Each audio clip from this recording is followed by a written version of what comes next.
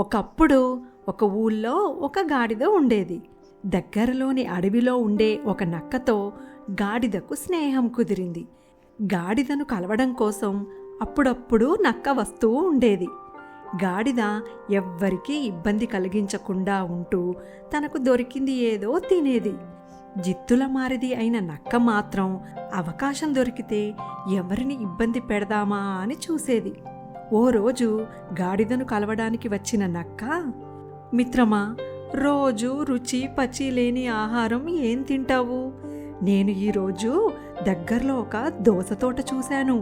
అవి తాజాగా నవనవలాడుతూ ఎంత బాగున్నాయో. నువ్వు వచ్చావంటే మనం ఎవ్వరూ చూడకుండా వెళ్ళి చక్కగా తినేసి వద్దాం అని అంటుంది నక్క.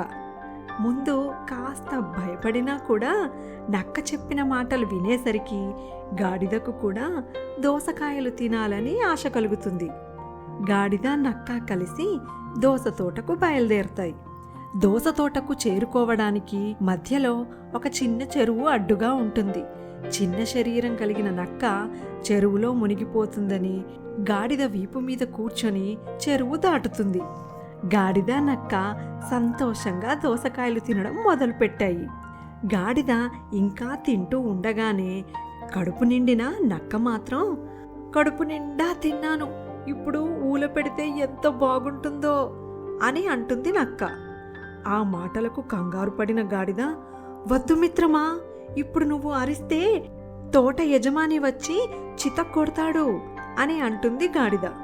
లేదు మిత్రమా, నా కోరికను నేను ఆపుకోలేకపోతున్నాను అని ఊల పెడుతుంది నక్క. నక్క ఊల విన్న యజమాని కర్ర తీసుకొని పరుగున తోటకు వస్తాడు. ముందే అప్రమత్తంగా ఉన్న నక్క యజమాని వచ్చేసరికి దొరకకుండా పారిపోతుంది.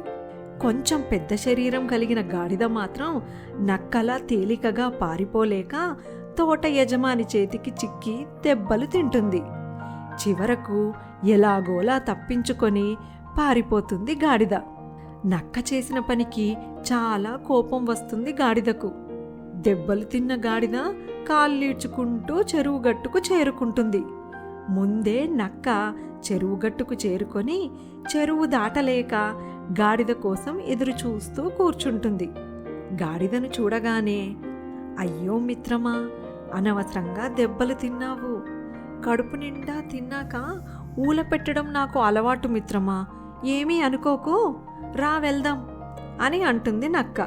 కావాలనే నక్క తనను ఇరికించి దెబ్బలు తినేలా చేసిందని గాడిదకు విపరీతంగా కోపం వస్తుంది. ఎలాగైనా నక్కకు బుద్ధి చెప్పాలని అనుకుంటుంది గాడిద. ఏమీ మాట్లాడకుండా నక్కను వీపు మీద ఎక్కించుకొని చెరువులోకి వెళ్తుంది గాడిద. చెరువు మధ్యలోకి వెళ్ళగానే, దెబ్బలు తిన్నాక నాకు నీళ్లల్లో దొర్లడం అలవాటు మిత్రమా అని అంటుంది గాడిద. అయ్యో వద్దు మిత్రమా, నువ్వు దొర్లితే నేను కింద పడి నీళ్లలో మునిగిపోతాను అని కంగారుగా అంటుంది నక్క. దెబ్బలు తిన్నాక నీళ్లల్లో దొర్లడం నాకు అలవాటు మిత్రమా, ఏమీ అనుకోకు అని నీళ్లల్లో దొర్లుతుంది గాడిద. దీంతో నీళ్లల్లో పడిపోతుంది నక్క. నక్కను నీళ్లల్లో పడేసి చక్కగా వెళ్ళిపోతుంది గాడిద. నీళ్ల ప్రవాహానికి ఎలాగోలా ఒడ్డుకు కొట్టుకు వచ్చి బ్రతుకు జీవుడా అని బయటపడుతుంది నక్క. ఇంకెప్పుడు చెడ్డవారితో స్నేహం చెయ్యకూడదని బుద్ధి తెచ్చుకుంటుంది గాడిద.